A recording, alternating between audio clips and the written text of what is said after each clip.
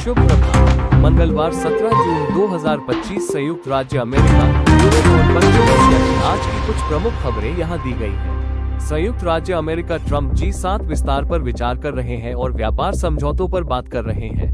राष्ट्रपति Trump Canada में G7 शिखर सम्मेलन में हैं, जहां उन्होंने रूस और संभवतः चीन को G7 में फिर से शामिल करने का सुझाव देकर बहस छेड़ दी है, जिससे ये संभावित रूप से G8 या G9 बन सकता है।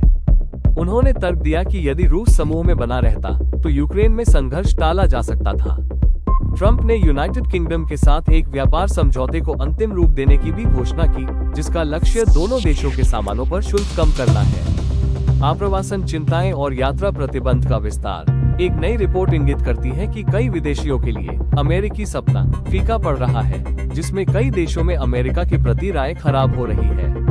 यह ऐसे समय में आया है जब ट्रम्प प्रशासन कथित तौर पर अपने यात्रा प्रतिबंध को 36 और देशों तक बढ़ाने पर विचार कर रहा है। एक ऐसा कदम जो लगभग 1.5 बिलियन लोगों को प्रभावित कर सकता है और आप्रवासन प्रवर्तन में एक महत्वपूर्ण वृद्धि का प्रतीक है। मध्य पूर्व संकट के बीच ट्रम्प G7 से जल्दी रवाना होंगे। इजराइल और ईरान के बीच बढ़ते संघर्ष के कारण राष्ट्रपति ट्रम्प के G7 शिखर सम्मेलन से जल्दी रवाना होने की उम्मीद है, जो स्थिति की तात्कालिकता का संकेत देता है। यूरोपीय संघ संसद का पूर्ण सत्र जारी। यूरोपीय संसद का पूर्ण सत्र 16-19 जून चल रहा है।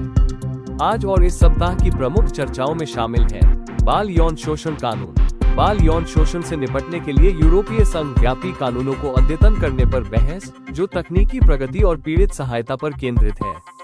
कानून का शासन आयोग की वार्षिक कानून के शासन पर रिपोर्ट पर एक प्रस्ताव, सदस्य राज्यों और उम्मीदवार देशों में कानून के शासन की स्थिति की जांच करना।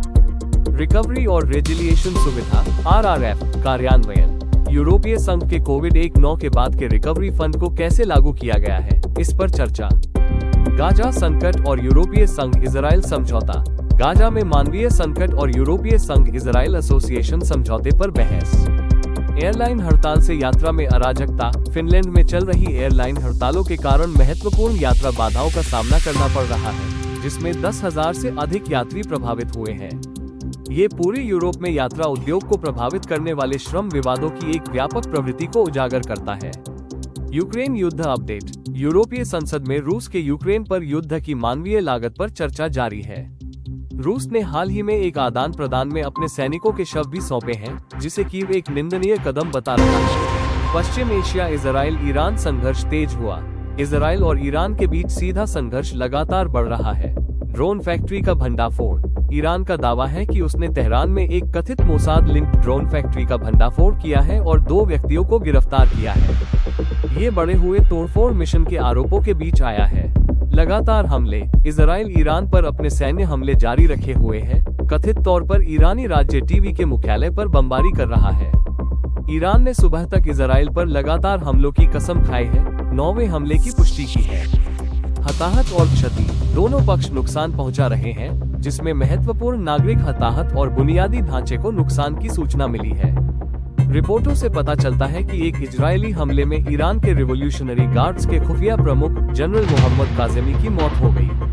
डी-एस्केलेशन के लिए अंतर्राष्ट्रीय आह्वान। फ्रांसीसी राष्ट्रपति इमैनुएल मैक्रोन ने नागरिकों के खिलाफ हमलों को समाप्त करने का आह्वान किया है और पुष्टि की है कि अमेरिकी राष्ट्रपति ट्रम्प ने युद्धविराम की पेशकश की है। जर्मनी, फ्रांस और ब्रिटेन ईरान से परमाणु वार्ता फिर से शुरू करने का आग्रह कर रहे हैं। पश्चिम एशिया में अमेरिकी सैन्य उपस्थिति।